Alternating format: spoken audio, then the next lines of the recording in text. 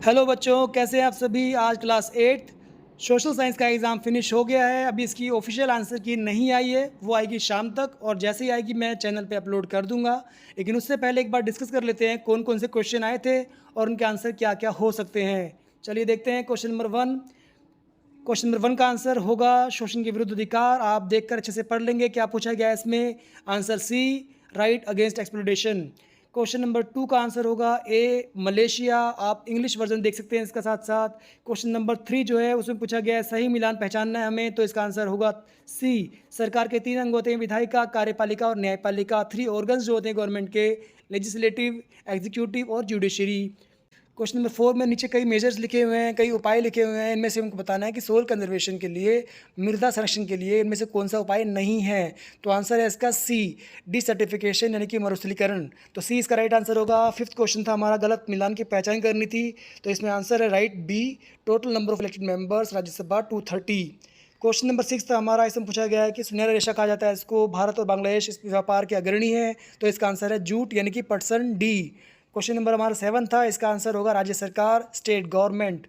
बेटा अभी इसका आंसर की ऑफिशियल नहीं आई है, जैसे ही आगे अपलोड कर दूंगा। फिलहाल इसको हम डिस्कस कर रहे हैं अभी। इसका क्वेश्चन नंबर 8 जो पूछा गया है, विटिकल्चर बोलते हैं अंगूर की खेती को, तो आंसर होगा सी, ग्रेप्स कल्टीवेशन।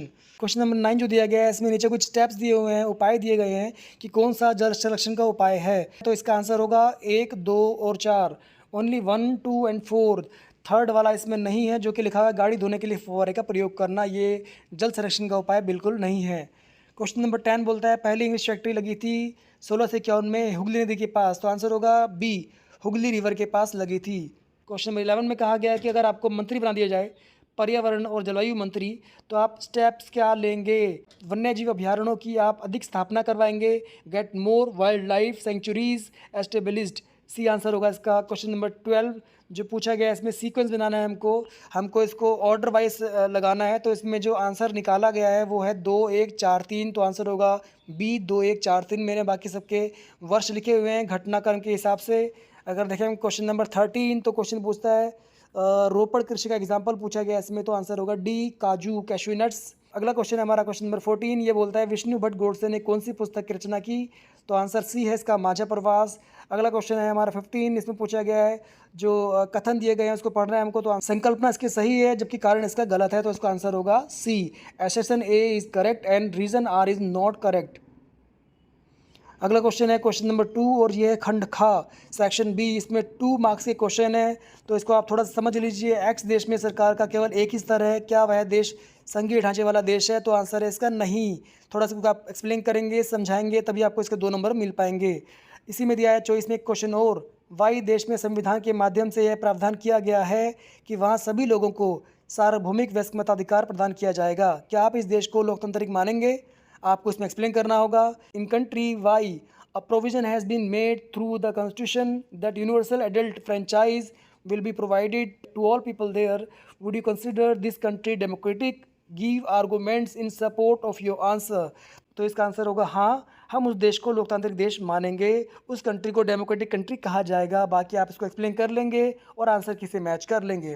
क्वेश्चन नंबर 3 बोलता है सेक्शन बी का कि नीचे दी गई जो एक्टिविटीज़ है इसमें से आपको छांटना है प्राइमरी एक्टिविटीज़, प्राथमिक क्रियाओं को छांटना है, तो प्राथमिक क्रियाओं में होता है पशुपालन और कृषि, तो इसका आंसर होगा animal husbandry and agriculture. Number 4 बोलता है राज्यसभा का महत्व बताइए, तो आपको एक्सप्लेन करना होगा राज्यसभा का महत्व क्या है, कि संविधान संशोधन में हो चाहे अलग अलग कानून पास करवाने में हो, राज्यसभा का अपना एक विशेष महत्व है। 5वां बोलता है भूस्खलन के किन्हीं 2 कारणों का उल्लेख करिए, right any 2 causes for landslide, तो आप इसमें कर देंगे कि कैसे पेड़ों को काटने से भूस्खलन हो रहा है, कैसे खनन क्रियाओं से, माइनिंग से हो रहा है, इसको अच्छे से आप कर देंगे। इसी में दिया हुआ है एक 24 में क्वेश्चन, वर्षा जल संग्रहण के कोई 2 उपाय बताने हैं, तो कैसे छतों पर पानी इकट्ठा करके वर्षा जल संग्रहण को किया जाता है, तालाबों को गड्ढा खोद के पानी को इकट्ठा करके हम बचा सकते हैं, वर्षा जल संग्रहण को कर सकते हैं, ये इसका उपाय हो सकता है। क्वेश्चन नंबर सी बोलता है कि इसमें एक टेबल दिया गया है दल का नाम और दूसरा टेबल दिया गया है सांसदों की संख्या। अनुशासन दल 80, लोकप्रिय दल 45, विनय पार्टी 35, सबल पार्टी 40। अब नीचे क्वेश्चन दिए गए हैं इसमें। क्वेश्चन बोलता है एक, सबसे बड़े राजनीतिक दल का नाम बताइए, name the largest political party, तो होगा अनुशासन दल 80, इसके 80 सांसद जीत कर आए हैं, तो इसके सबसे बड़ा दल यही कहलाएगा। क्वेश्चन नंबर 2 बोलता है इसी में बहुमत के लिए कुल कितने विधायकों की आवश्यकता होगी। तो हमें पता है कि टोटल सीट्स जो होती है उसका हाफ से ज़्यादा बहुमत कहलाता है, यानी कि मेजॉरिटी। तो 101 सीट होनी चाहिए, आंसर होगा इसका 101। तीसरा, सरकार बनाने के लिए किसी एक संभावना की तलाश करिए आप। Describe any one possibility of forming the government. तो इसमें यदि अनुशासन दल जो है किसी एक पार्टी से जो नीचे दी गई हैं, लोकप्रिय दल, विनय पार्टी या सबल पार्टी, किसी एक से हाथ मिला ले, कोइलेशन कर ले, तो गठबंधन करने के बाद सरकार बन जाएगी। इसे बोलते हैं मिली-जुली सरकार, यानी कि कोइलेशन गवर्नमेंट।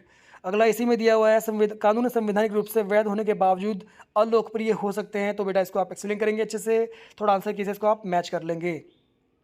अगला क्वेश्चन है क्वेश्चन नंबर 7, ब्रिटिश शासन को आगे बढ़ाने में सर्वोच्चता की नीति का मूल्यांकन करना है। इसको एक्सप्लेन करेंगे ड्यूरिंग ब्रिटिश रूल कैसे उसको फॉलो किया गया। और इसमें लॉर्ड वॉरेन हेस्टिंग जो थे, जिनका शासनकाल था 1813 से 1823 के बीच, इन्होंने राज्य के विलय नीति को उचित ठहराया और इन्होंने सर्वोच्चता की नीति का दावा किया।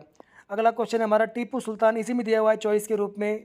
एक शासक के रूप में टीपू सुल्तान की नीतियों का समीक्षा करनी है हमें।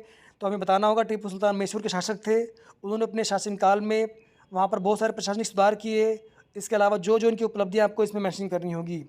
क्वेश्चन नंबर 8 बोलता है 1857 के विद्रोह के विस्तार का वर्णन करना है, हमें बताना है आपको। तो ये आंसर किसे आप मैच करके अच्छे से इसको आप आंसर दे सकते हैं। बाकी जो पैराग्राफ दिए गए हैं, जो पैसेज दिए गए हैं, जो केस बेस्ड क्वेश्चन है, वो क्वेश्चन नंबर 10 से दिए गए हैं और इसको मैंने अंडरलाइन करके आंसर दिया हुआ है और कहीं कहीं मैंने लिखा भी हुआ है, इंग्लिश में भी हिंदी में भी, दोनों आप देख सकते हैं किसका राइट आंसर क्या होना चाहिए। सेम क्वेश्चन 11 भी केस बेस्ड क्वेश्चन है और इसका भी मैंने आंसर मार्क किया हुआ है अंडरलाइन करके। तो आप देख लेंगे कि आंसर क्या होना चाहिए था। 12 क्वेश्चन देख लेंगे आप। ये सभी जो केस बेस्ड क्वेश्चन है 4-4 नंबर के हैं, 4 मार्क्स ईच। और नेक्स्ट क्वेश्चन हमारा मैप का दिया हुआ है। ये सभी जो क्वेश्चन हमारे रह गए हैं इनको आप आंसर की से एक बार मैच कर लेंगे, जो कि शाम को अपलोड होने वाली है ऑफिशियल आंसर की। अगर आपको वीडियो पसंद आई है, चैनल को सब्सक्राइब करें, लाइक करें और बाकियों को शेयर करें।